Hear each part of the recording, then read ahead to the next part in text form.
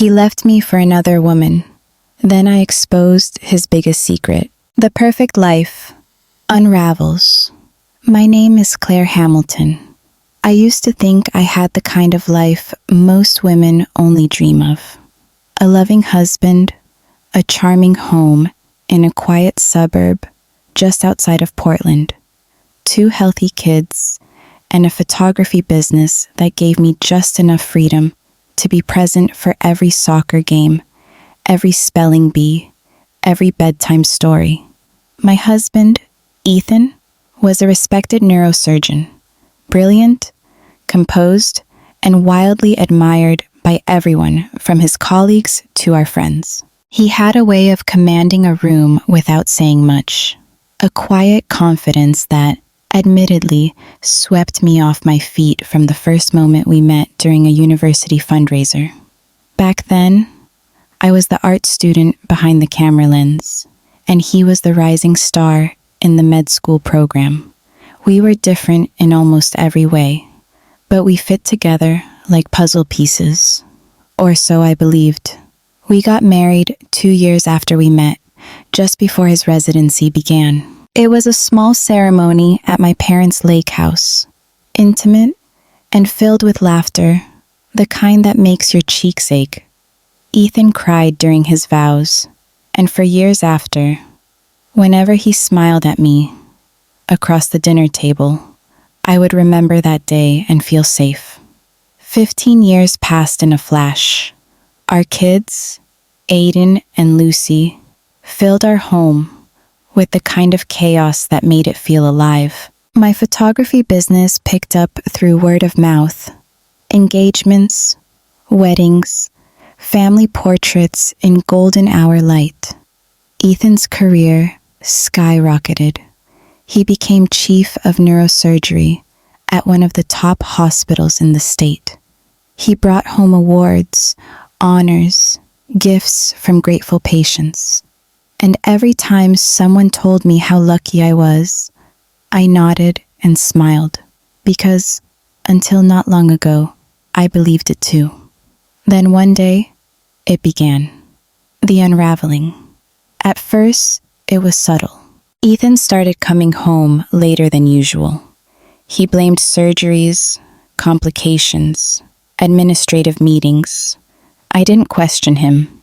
His job was demanding, and I'd always prided myself on being understanding, on being the cool wife who didn't nag or pry. But something in his demeanor began to change. The warmth in his eyes cooled. The casual affection, his hand brushing mine as we passed in the hallway, a kiss on the forehead before bed, started to fade. At night, when I'd lie in bed reading while he worked in his home office, I started to feel like a ghost in my own marriage. He was there, but not really. His body occupied space, but his mind was somewhere far away. I tried to brush it off. He's just tired, I told myself. Stressed, burnt out. After all, life had a way of pulling people in different directions sometimes. Didn't every couple go through phases like this? I planned a surprise weekend getaway for just the 2 of us. A cabin in the mountains, where we could reconnect without the distractions of work, kids, or Wi-Fi. But when I brought it up at dinner, Ethan barely looked up from his phone.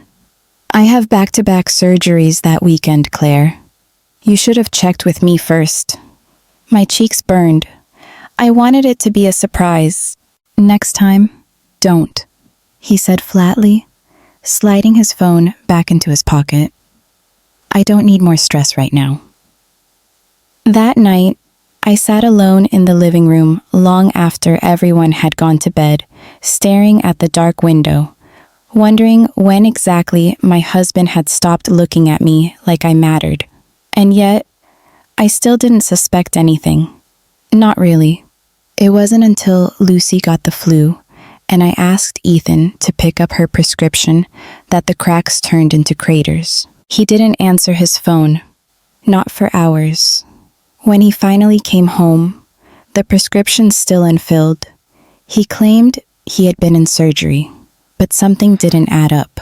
I checked the hospital's online portal. His schedule, which had always been listed publicly for patients, showed no surgeries that day. In fact, he wasn't even listed as on call. Still, I told myself there had to be an explanation. I wanted to believe him. I needed to believe him.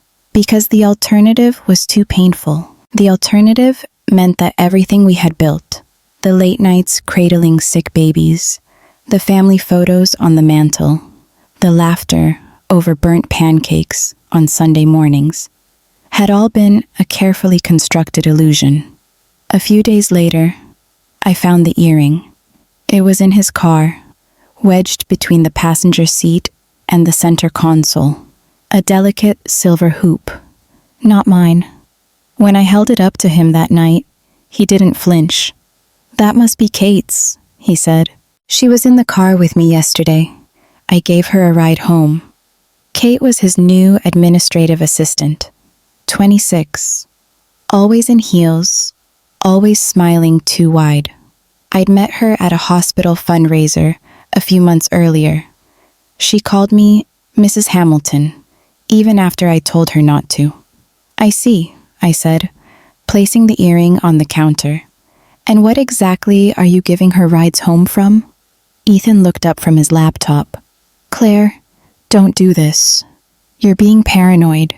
I wanted to scream, but I didn't. I couldn't. Because the truth was, I didn't want to be right. I still loved him.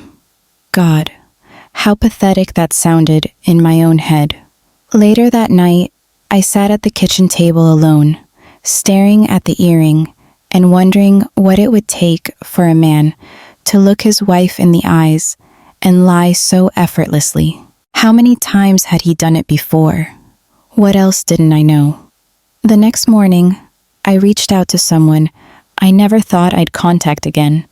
My college friend, Erica, now a private investigator. She was direct, no nonsense, and she didn't mince words. "You're not crazy, Claire," she said after I explained everything. "But if you want answers, you need to be prepared for them." So I gave her Ethan's work schedule, his phone number, his car model, his known routines, and then I waited. The report came 3 weeks later. Photos, receipts, hotel bookings, dinners at restaurants we used to call ours, and the final punch to the gut, a snapshot of Ethan and Kate kissing outside a cabin in the woods, the same cabin I had rented for our anniversary the year before. I didn't cry, not then. Instead, I made myself tea, sat at the kitchen island, and let the silence fill the room. It wasn't shock anymore. It was clarity. This was my life now. And yet, I wasn't broken. Not yet. Not ever. Because if there was one thing I had learned as a photographer, it was this. Sometimes, the clearest images come only after the shutter breaks. The evidence behind the smile. The first thing I did was buy a safe. Not a small one. A proper one. Heavy, bolted to the floor, with a code no one but me would ever know. It sat hidden in the back of my closet, behind a stack of photo albums, and a box labeled Christmas decor. It was ironic, really. That box used to hold joy and laughter. Now it guarded betrayal. Inside it, I placed Erica's report. Every page, every photo, every screenshot of text messages Ethan had sent to Kate. I didn't know which stung more. The image of him holding her waist, like he used to hold mine, or the one where he leaned in to kiss her with that same crooked grin I'd fallen in love with when I was 22. I didn't show the evidence to anyone. Not yet. Because I'd realized something. Silence was power. For 15 years, I'd been the woman who smoothed over dinner table arguments, who whispered, "Let's not make a scene," who said yes when I wanted to scream no. I had been soft, accommodating, the emotional glue that kept our family and Ethan's image intact, but not anymore. Now, I would be quiet for a different reason. Strategy. That weekend, I hosted our annual neighborhood barbecue as planned. Ethan showed up late, said he got held up at the hospital. He wore his best dad smile, flipped burgers with practiced charm, and held Lucy on his shoulders like nothing had changed. And maybe, to everyone else, nothing had. But I saw it all differently now. When he kissed my cheek in front of the neighbors, I smiled back. When he laughed at jokes I'd heard him tell a dozen times, I laughed too. But inside, I was cataloging every movement, every word, every lie. I'd stopped being his wife. I had become his observer. Later that night, after the guests left and the kids were in bed, Ethan sat across from me at the kitchen table. "You looked beautiful tonight," he said casually, sipping his beer. "Like you used to." "Thank you," I replied, my tone neutral. "It was a good evening." He nodded, tapping his fingers on the table. "You're okay, right?" The question caught me off guard. "Why wouldn't I be?" He shrugged. "You've just seemed different lately." I held his gaze. "People change." He smiled. "Don't they?" Then he leaned over and kissed me on the forehead, like it meant nothing. Like none of this meant anything. That night, I lay in bed and rehearsed the next steps in my head. I didn't want a screaming match. I didn't want vengeance born of rage. I wanted precision. So I did what I do best. I documented everything. Every late arrival, every canceled dinner, every charge on our joint account that didn't make sense. I pulled bank statements, cross-checked dates and locations. I found restaurant reservations under Ethan's name in cities he wasn't supposed to be in, boutique purchases from shops I'd never heard of, a recurring Venmo payment labeled EP Consulting, which turned out to be the name of a shell account Kate was using for freelance design work. I compiled a folder on my laptop titled Just in Case. I uploaded it to the cloud. I printed hard copies and locked them in the safe. But the real revelation came not from his spending, but from his secrets. You see, while digging through Ethan's old documents, I came across a sealed manila envelope tucked deep inside a filing cabinet labeled tax records. It wasn't tax records. It was a deed to a condo in Bend, Oregon, purchased under a trust I'd never heard of, dated 18 months prior. The co-owner?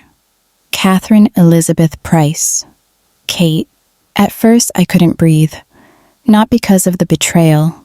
I was used to that now, but because of what it meant. This wasn't a fling. This wasn't some fleeting office affair.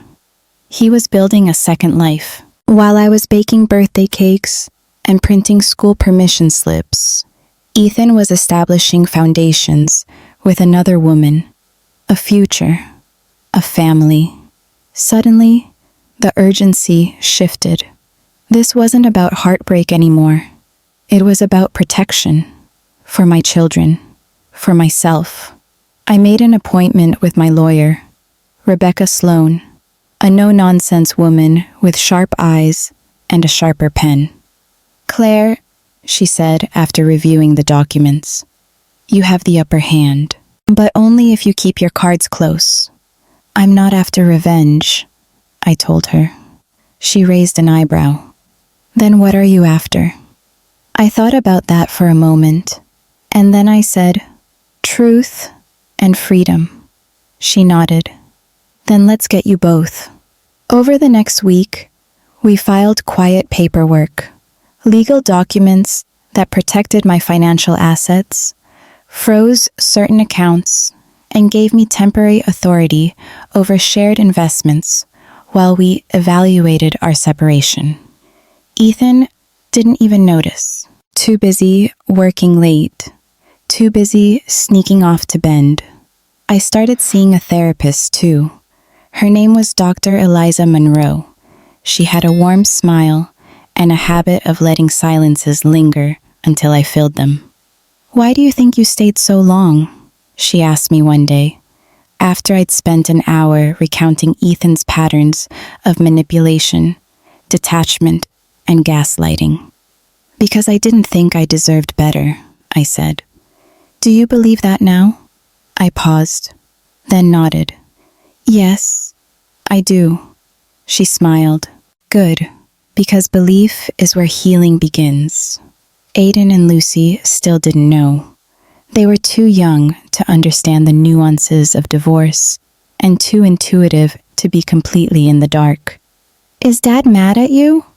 Lucy asked one night as I tucked her in. "No, sweetheart," I said gently. "Sometimes grown-ups stop being good together, but we never stop being good to you." She looked at me for a long moment, then whispered, "I love you more than anyone." I kissed her forehead and said, "That's enough." But it wasn't. Not yet, because as strong as I was becoming, I still hadn't faced the final truth, and it was coming.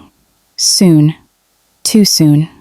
One Tuesday morning, I received a voicemail from Erica. Her voice was steady, but urgent. "Claire, you're going to want to sit down for this." I called her back instantly. "I followed up on that trust that owns the condo in Bend," she said. "It's connected to a medical account, not Ethan's." I frowned. "Then whose?" There was a pause. "Kate's." I didn't understand. "She's listed as a guardian. For a minor," Erica continued slowly.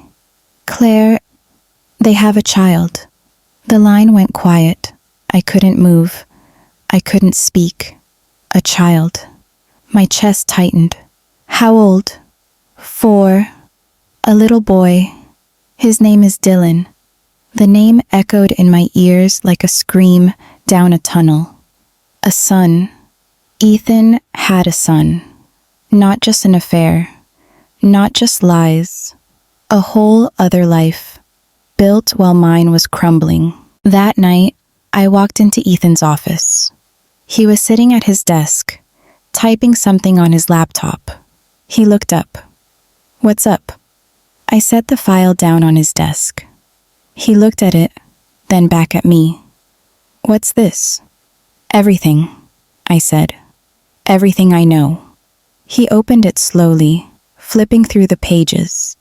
Receipts, photos, the deed, and finally, at the very bottom, a copy of Dylan's birth certificate. He paled. "Claire, don't." He stood up. "I was going to tell you. No, you weren't," I said, my voice ice. "Claire, I didn't mean..." "You didn't mean to get caught." He exhaled heavily, running a hand through his hair. "I didn't plan for this to happen," he said, as if that mattered.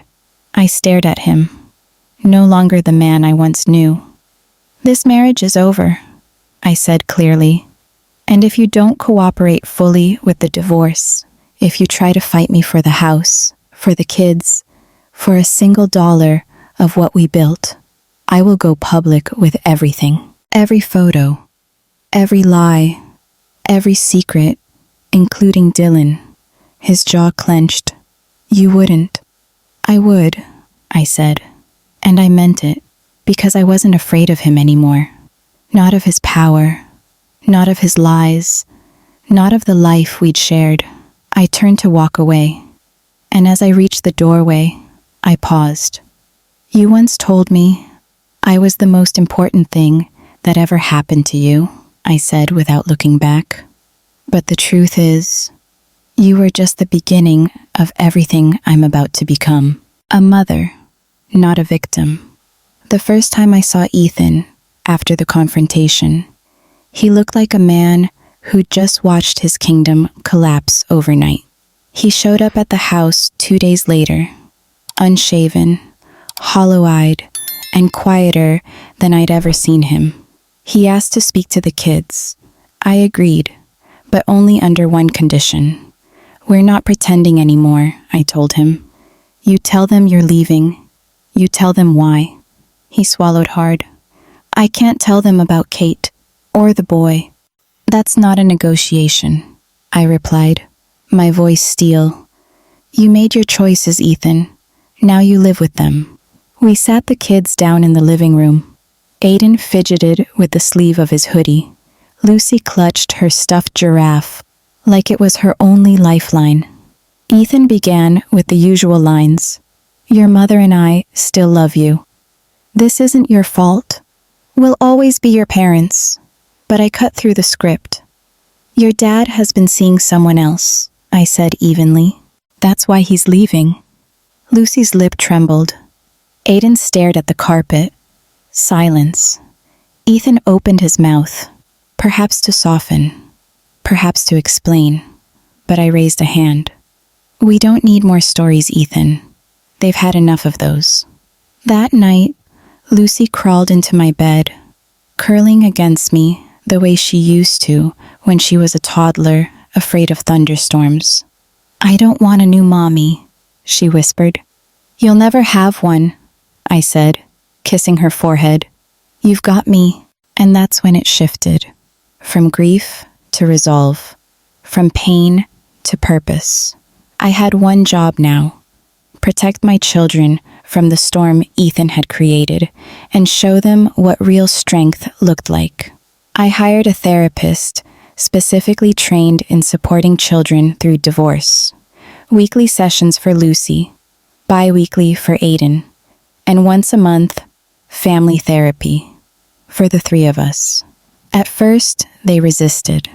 Aiden crossed his arms and said, "This won't fix anything," and Lucy cried through the first session, but slowly, it started to work.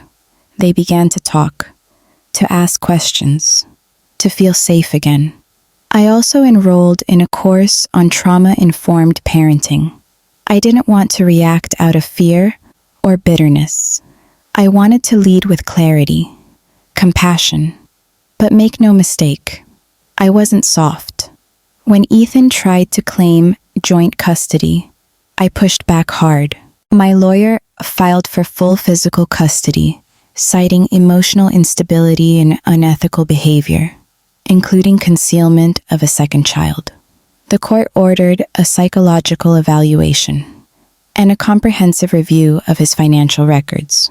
Turns out, the money he'd funneled into the Oregon condo had come from accounts that were technically in both our names. Illegal transfers, hidden assets. We froze them. That's when Ethan began to unravel. He sent long, rambling emails at midnight. Some begging, some blaming. One even accused me of ruining the children's relationship with their father. I didn't respond to any of them, because the truth was, he had already done that. But I wasn't going to let his failures define our family. So I changed everything. I repainted the living room. The yellow walls he loved were now a soft sage green. I took down the wedding photos and replaced them with Lucy's paintings and Aiden's robotics awards. I cleaned out the garage, something he'd promised to do for 5 years, and turned it into a home office. Not just any office, a command center. I reopened my consulting business, which I'd put on hold when the kids were little, and Ethan said we couldn't afford distractions. Turns out, he meant my distractions. His mistress was apparently not one. Within 3 weeks, I had 3 clients, then 5, then 10. I began specializing in coaching high-achieving women navigating professional transitions, particularly after betrayal or loss, because I knew exactly what that terrain looked like. And slowly, the money I was so afraid of losing started flowing back in, on my own terms, One of the best days came when Lucy ran into my office during a Zoom call, giggling with chocolate all over her face. I muted the mic, scooped her into my lap, and smiled at the client through the camera. "That's Claire for you," the client said. "A powerhouse and a mom, all at once." I blinked back tears. No one had ever said that before. Not Ethan, not my own parents, not even myself. That night, I wrote it down in my journal. You can be powerful and gentle, broken and rebuilding, a mother and a warrior, all at once. I was living proof. Meanwhile, the custody case grew more intense. Ethan had decided to fight back, hard. He claimed I was manipulating the children, that I was poisoning them against him. But his own arrogance betrayed him. During one of his scheduled calls with Aiden, he forgot to hang up properly. I walked past the phone and overheard him say to Kate, "She's weaponizing the kids." Classic Claire, always playing the victim. The call was still recording. We submitted it to the court. It helped, immensely. His credibility plummeted. The judge ordered a temporary suspension of overnight visits until further review. Ethan exploded. He showed up at the house unannounced one afternoon, pounding on the door. "I just want to talk," he shouted. Lucy was hiding behind the kitchen island, crying. I didn't open the door. Instead, I called the police. He was given a formal warning for harassment. That night, I tucked Lucy into bed and promised her, no one ever gets to scare us in our own home. And I meant it. But the real breakthrough came unexpectedly. Aiden was sitting in the backyard one evening, staring at the stars. I brought him a blanket. "Can I ask you something?" he said. "Anything. Do you hate him?" I paused, watching his face in the moonlight. "No," I said honestly, "but I don't trust him, and I don't love him anymore, and that's okay." He was quiet for a moment. Then he nodded. "I think I'm starting not to hate him either, but I still don't want to go live with him." "You don't have to," I said. "You're safe here." He leaned into me. For the first time in months, I felt us healing, together. And that's when I knew we weren't victims. We were survivors, rebuilders. A mother and her children, rewriting their story. I wasn't waiting for Ethan's apology. I wasn't waiting for justice. I was building something better. One small, powerful choice at a time. The woman behind the war. After Ethan's unannounced visit, I installed security cameras around the house. Not because I was afraid, those days were behind me, but because I was done being caught off guard. I no longer lived in reaction. I was in command now. Still, that night, when the kids were asleep and the house finally quiet, I sat at the kitchen table with a mug of tea, staring at the footage from earlier. Ethan's rage, the way his voice cracked when he shouted my name, it didn't stir sadness anymore. It stirred something else. Clarity. This wasn't about heartbreak. Not anymore. This was about identity. Mine. For 15 years, I had become what everyone needed me to be. The supportive wife, the responsible mother, the smiling hostess, the dependable friend. But who was Claire when no one needed anything? That question followed me like a shadow, and for the first time, I wanted to know the answer. I started small. I joined a women's writing circle that met every other Thursday at the local bookstore cafe. No one there knew I was going through a divorce. I didn't lead with pain. I led with story. The first piece I wrote was called "The Invisible Woman Who Learned to See Herself." When I read it aloud, my voice trembled, but not from fear, from power. After I finished, an older woman in the group Janine, leaned over and touched my hand. "You should publish that," she said. And something lit up in me. Maybe I would. Maybe I'd stop shrinking. I rearranged the house again. Got rid of anything that didn't feel like me. I sold the tufted beige couch Ethan had picked out because it looked professional, and bought a deep green velvet sectional that made my heart dance every time I walked into the room. I began leaving my hair natural, wild and curly, and unapologetically mine. I stopped apologizing for being tired, for being successful, for being enough. And the more I showed up as myself, the more the world began to respond. My consulting business took off. Clients began referring friends, and then companies. I was invited to speak at a leadership conference in Chicago. When I told the kids, Lucy jumped up and down, asking if she could help pick my outfit. Aiden asked, "Will there be a live stream so we can watch you speak?" It was such a simple question, but it nearly brought me to tears. Not because of the live stream, but because they were proud of me. I wasn't just the person who packed lunches and cleaned up their messes. I was someone they looked up to. That mattered more than any courtroom win ever could. But it wasn't all victories and breakthroughs.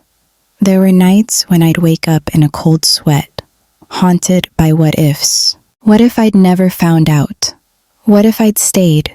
What if one day the kids asked why I didn't fight harder to keep their dad?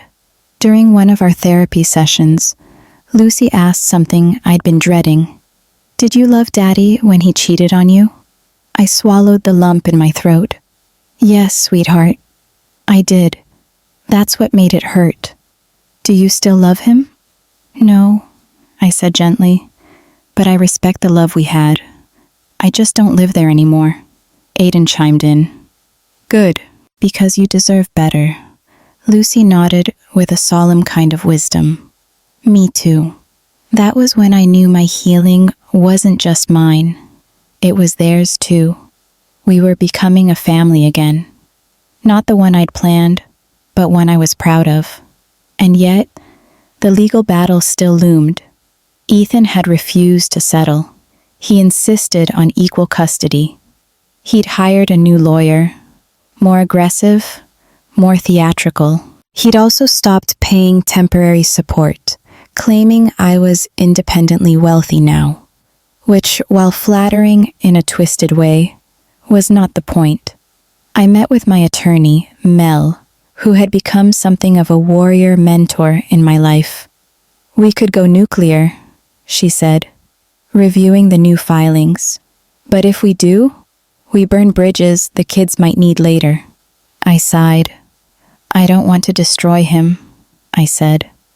"I just want the truth to matter." Mel leaned back, studied me. "It already does. You've just got to trust the process a little longer." But I didn't trust the process. Not when I'd seen how easily Ethan lied, how effortlessly he spun stories, how charming he became when a judge was watching. So I did something unexpected. I invited Ethan to coffee. Neutral territory. No lawyers. No documents. Just two people who had built a life and were now unraveling it. He showed up wearing that same blue blazer he always wore when he wanted to appear stable. "Claire," he nodded, as if we were colleagues, not ex-spouses in limbo. I cut straight to it. "You're not going to win full custody, and I'm not here to threaten you. But I am here to ask you, who do you want to be in their lives?" He blinked, caught off guard. "I don't follow. They're watching you. Every move you make, every lie you tell, every time you skip a support payment or insult me to your lawyer. That becomes part of their story too." He looked away. "I don't hate you," I continued. "I even understand parts of why you did what you did. But you need to stop fighting me like I'm your enemy." He sighed. I didn't think you'd handle it so well. I raised an eyebrow. You mean you thought I'd fall apart? He didn't answer. You don't know me, Ethan. You never did. And maybe that was the truth at the core of everything. He had fallen in love with a version of me he could manage, control, predict. But the real me, the woman I was becoming, was never meant to be small. We left that cafe with no agreement, but with something else, an understanding. He didn't have to like me. He just had to respect me. The court hearing was scheduled for a month later. I spent that month preparing not just the case, but my spirit. I wrote daily in my journal. I reconnected with old friends I'd lost touch with. I even went on a few coffee dates, not because I was looking for love, but because I needed to remember what it felt like to be seen without a past attached to me. And then, one afternoon, I came home to find a letter taped to the front door from Ethan. It wasn't long, just 2 paragraphs. He said he'd reviewed everything with his lawyer, that he'd reconsidered. He was withdrawing the custody request and agreeing to the terms I proposed. Not because I won, but because he finally saw the damage the fight was doing to the kids and to himself. At the end, he wrote, "You were never the weak one. I see that now. I just wasn't brave enough to stand next to your strength." I didn't cry, but I did sit down and breathe for what felt like the first time in months. The war was over, and I had not just survived it. I had rewritten the rules of who I would be from this point forward. I wasn't a woman scorned. I wasn't a victim. I wasn't even just a mother. I was Claire Harper, a woman rebuilt. The quiet power of moving on. The morning after the mediation hearing, Claire stood in her kitchen, holding a cup of tea that had long gone cold. The light spilled through the large windows, illuminating the small signs of a life rebuilding itself.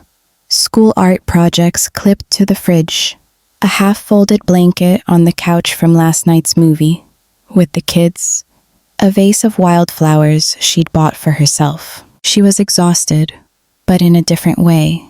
Not from fear, not from sadness, but from the quiet labor of reclaiming her life. Day by day, she'd been stitching herself back together. Not dramatically, not all at once, but thread by thread, breath by breath. The divorce was almost finalized. Ethan had gone unusually quiet since their last mediation. Maybe his lawyer had advised him that pushing too hard would backfire, or maybe he was beginning to feel the weight of what he'd thrown away. Either way, Claire didn't care to speculate. For the first time in months, his silence felt like a gift. But there were still difficult moments, especially when it came to the children. Last weekend, Lucy had returned from a visit with Ethan, looking confused and withdrawn.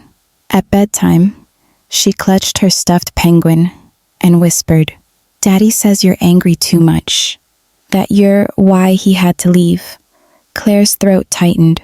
She sat beside her daughter's bed, brushing strands of hair off her face. "You know what I think?" she said gently. "Sometimes grown-ups say things when they're hurting, and they don't realize how it might sound to others. But I want you to know, Daddy and I both love you very much. That's never going to change. What happened between us, it wasn't because of you. It's something only adults can understand." Lucy didn't say anything for a while, but she nodded slightly, her eyes drifting shut, as Claire hummed the lullaby she'd sung since she was a baby. The next day, Claire typed up an email to Ethan. Calm, firm, clear boundaries.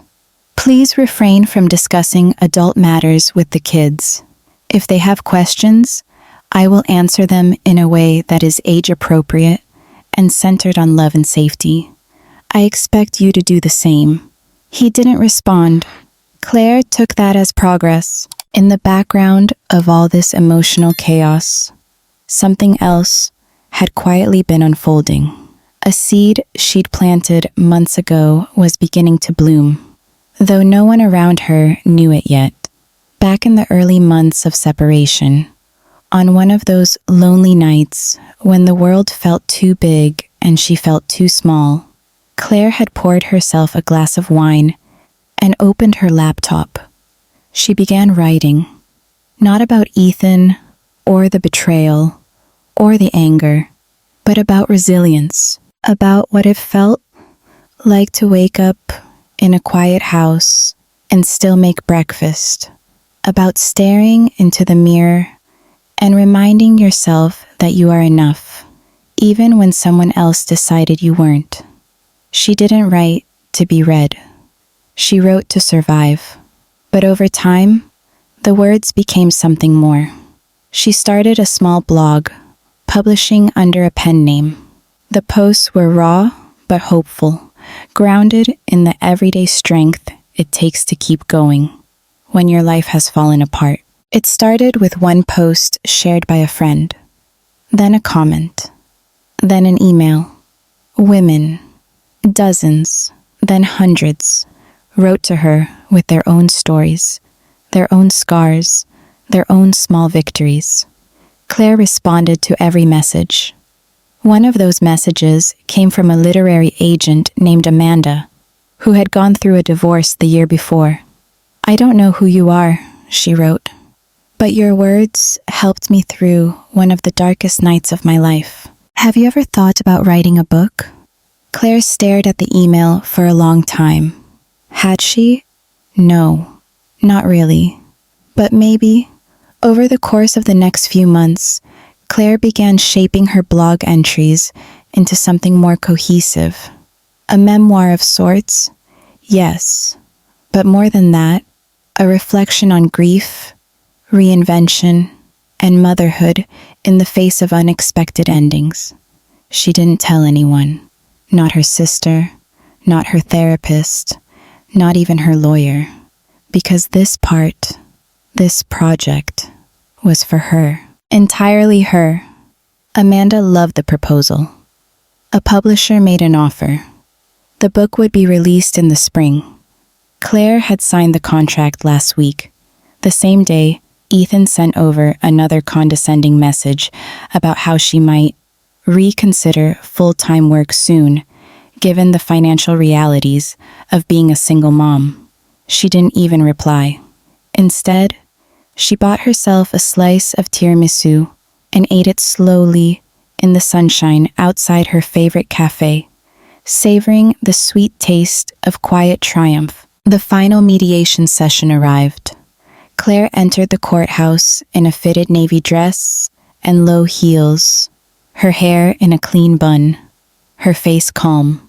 Ethan and his lawyer were already seated. He glanced up as she sat down. She caught the flicker of something in his eyes. Confusion, maybe? Regret? She didn't care anymore. The negotiations began. This time, Claire didn't flinch when they tried to minimize her contributions. She laid out a documented timeline of every moment she'd sacrificed her career for their family, every PTA meeting, every emergency room visit she handled alone, while Ethan traveled for conferences. Or, now she knew, weekends with Tessa. She'd come prepared. Her attorney had suggested a new term for custody, right of first refusal. If Ethan couldn't be with the kids during his scheduled time, Claire would get the option before he could pawn them off on Tessa. He tried to object. Claire didn't even blink. "We're not negotiating on that," she said clearly. "This is for the children, not your convenience." By the end of the session, Ethan looked like a man unraveling slowly, thread by thread. She didn't gloat, but she also didn't offer comfort. When it was done, she stood up, shook hands with the mediator, and walked out with her back straight and her spirit intact. That evening, after tucking the kids into bed, Claire lit a candle and opened a bottle of wine. She sat down at her desk and pulled up the final manuscript file. Her editor had just emailed to say the book cover mock-ups were ready. She clicked open the folder, and her breath caught. The title, After Him, There Was Me. The cover was simple, a silhouette of a woman standing on the edge of a cliff. Not broken, not falling, but upright. Wind in her hair, looking forward. Claire traced the image with her finger. No one knew yet. Not Ethan, not her parents, not even the women from the divorce support group who'd become her friends. This was hers. It wouldn't be hers forever. Of course, soon it would belong to readers, to book clubs, to interviews and signings. But this moment, this was the quiet moment of a woman winning her own life back and knowing she never needed to shout it from the rooftops to make it real. The victory was in the silence, the knowing, the healing. She closed her laptop, blew out the candle, and stood at the window for a long time, watching the wind move through the trees. Tomorrow, she would help Lucy with her science fair project. Tomorrow, she would pay the water bill and pick up groceries and schedule a dentist appointment. Tomorrow, she would be a mother, a business owner, an author. But tonight she was just Claire, and that was enough. The day the truth spoke louder than love. It was a Wednesday morning, the kind where the sky still wore a soft gray robe, undecided about whether it would rain or clear. Claire stood in front of the mirror, fastening a small gold locket around her neck, the same one her grandmother had given her when she turned 16. Inside, a photo of her children on one side, and on the other, a single word etched into the gold.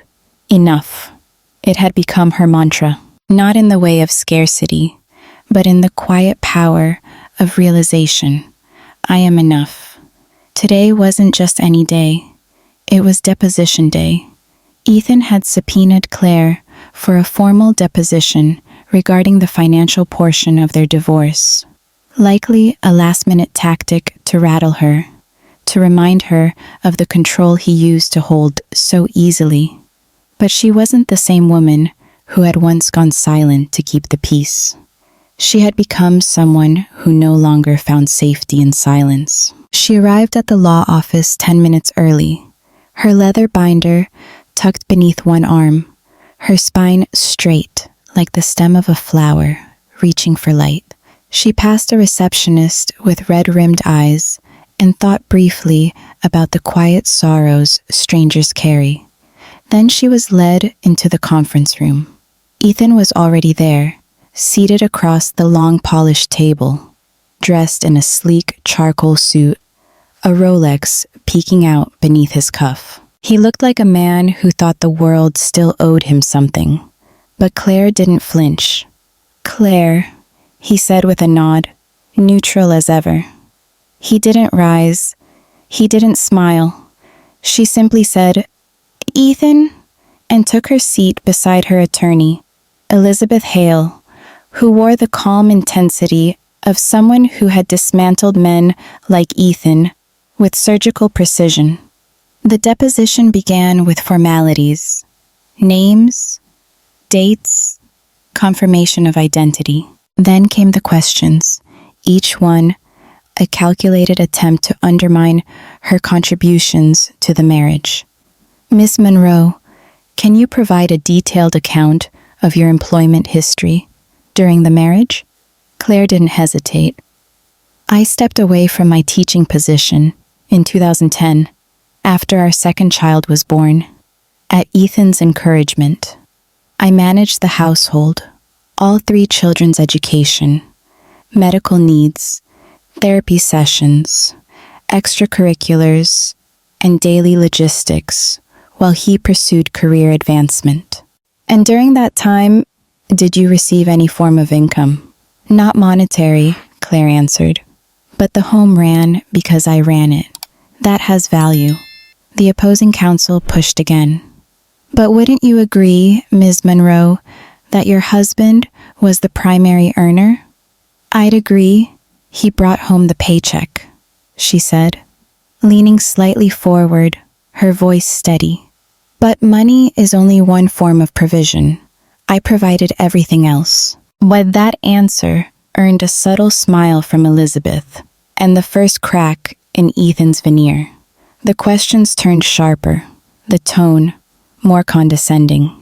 The deposition dragged for over 2 hours, but Claire never wavered. For every time Ethan's side tried to box her into a narrative of dependency or naivete, she had receipts, emails, tax documents, therapy records for the children, a carefully annotated calendar of every doctor's visit and school meeting. They tried to bury her in paperwork. Instead, she built a staircase out of it. When the session ended, Claire gathered her things quietly. She didn't look at Ethan, not out of avoidance, but because she no longer needed to.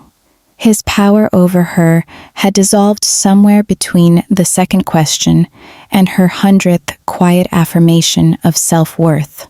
Outside, she stepped into the breeze and breathed deep. The world still spun. Cars still passed. Life continued, and so would she. But something else waited. 2 days earlier, Claire had received a phone call from her private investigator. "You might want to sit down," he'd said. Turns out, Tessa, Ethan's perfect, polished new partner, had her own secrets, namely, a history of questionable credentials, falsified degrees, and a handful of small but persistent financial lawsuits tucked away under a former married name. Claire hadn't known what to do with the information at first. Revenge no longer tasted sweet to her, not in the way it had in those early days after the betrayal. Now, she understood something deeper. Justice wasn't always loud, but clarity was everything. So she scheduled a meeting with Ethan. No lawyers, no courtrooms, just the two of them, in the garden of the house she still lived in. Their old house, though he tried and failed to force her to sell it. The roses were blooming, red and defiant. The kids were at school. The air smelled like rain and courage. Ethan arrived in a crisp white shirt. That same calm smirk he wore at the deposition still glued to his face. He looked around the garden as if remembering something sentimental. But Claire didn't give him time to speak. She handed him a sealed folder. "What's this?" he asked, frowning. "Information you didn't bother to look into, about the woman you left your family for." He flipped through the documents, his smirk fading by the second. Lawsuits, fake credentials, debt. Claire didn't say anything. She let the silence speak. "You've been spying?" he asked finally, defensive. "No, just protecting what's mine." She met his gaze. "Which includes our children. I don't care who you date, Ethan, but I do care about who you bring into their lives." He was quiet then, for once, completely without words. Claire stepped back. "I'm not doing this to punish you. I'm doing it because I don't trust your judgment anymore. You've made enough decisions without considering their impact." He looked like he wanted to argue, then thought better of it. "Claire, She raised a hand. "Save it. I didn't ask for an apology. I don't need one." She turned and walked back toward the house, her steps unhurried. Inside, she closed the door behind her and leaned against it. There was no applause. No one had seen, but it was her moment. A victory so quiet it didn't need witnesses. Later that evening, she took her children for ice cream. No big talk, no heavy lessons. just laughter and sticky fingers and a flavor called birthday cake surprise. And maybe that was the thing about rebuilding your life from the ashes. It didn't always come with fireworks or fanfare. Sometimes it came in moments so soft, you almost missed them. The sound of your own laughter, the taste of a spoonful of ice cream, the piece of a decision made fully on your own. The knowing that you were once shattered, but now you were whole. Let them wonder how you did it. Claire hadn't expected her new beginning to arrive in the form of an email. Subject line, Speaking Opportunity, Women's Summit 2025. The body of the message was simple. A fellow member from her online support group had recommended her as a potential speaker for a panel on reclaiming your voice after betrayal. At first, Claire had laughed out loud. Her? The woman who had spent 2 decades putting herself last? The woman who once believed silence was the price of peace? But as she read the email again, a different voice spoke up inside her, the one she had only just begun to listen to. The voice that whispered, maybe you are the right person after all. The panel was scheduled for April, 3 months away. That gave her time to prepare, or panic. She chose the former. Every night, after the kids had gone to bed, Claire sat at her desk by the window, writing pieces of her story. Not the scandalous parts, not the headlines, but the quiet truths, the fear, the numbness, the slow steps back to herself. She wrote about the morning she realized she could laugh again, about the night she finally danced alone in the kitchen to her favorite song, Barefoot, Uninhibited, about how healing wasn't linear and sometimes looked like crying over a spoonful of cereal, but still counted.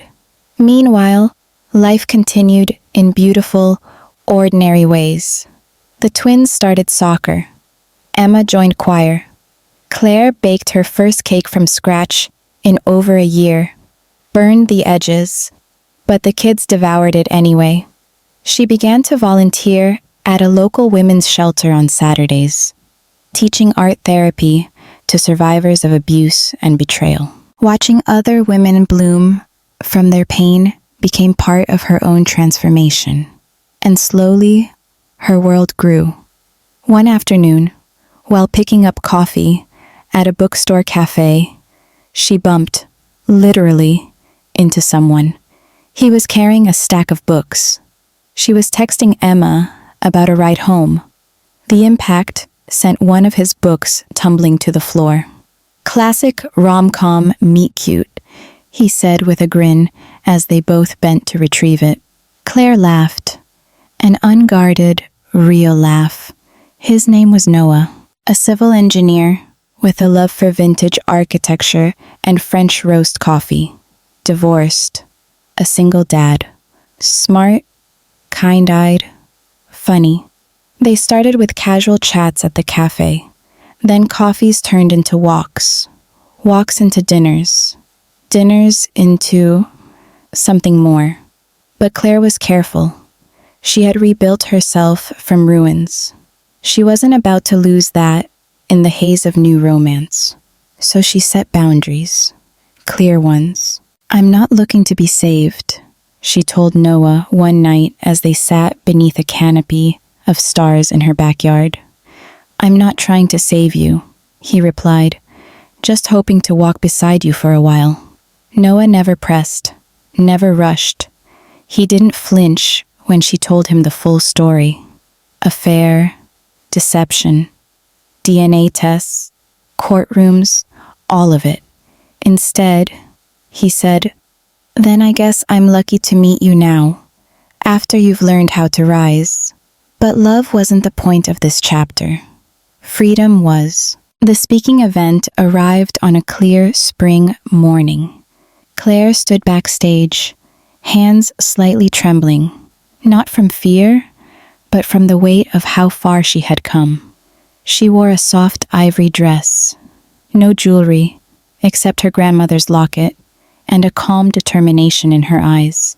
The moderator introduced her as a woman who turned heartbreak into healing, silence into strength. Claire stepped to the podium. The audience of nearly 500 women fell silent. She began softly. "I'm not here because I'm an expert. I'm here because I survived." She told them her truth, the real version.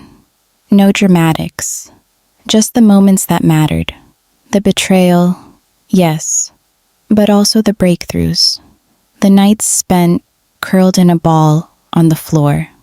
And the mornings she still chose to rise. The fierce, irrational love a mother has for her children. The beauty of unlearning shame. The power of choosing yourself again and again. She ended with this. "Sometimes people ask how I did it, how I got through. The truth is, I didn't always know I was. I just kept moving, one truth at a time, one breath, one boundary, one small act of bravery. And one day, I looked around and realized I'd rebuilt my life. So let them wonder how you did it. Let them question your strength. Let them whisper about your glow up. But most of all, let them watch you rise." The audience rose to its feet. Applause thundered. And in the very back row, Noah stood clapping, his eyes never leaving hers. That night, Claire didn't go home and cry or question or replay every word she'd said. She poured herself a glass of wine, lit her favorite candle, and let herself feel proud.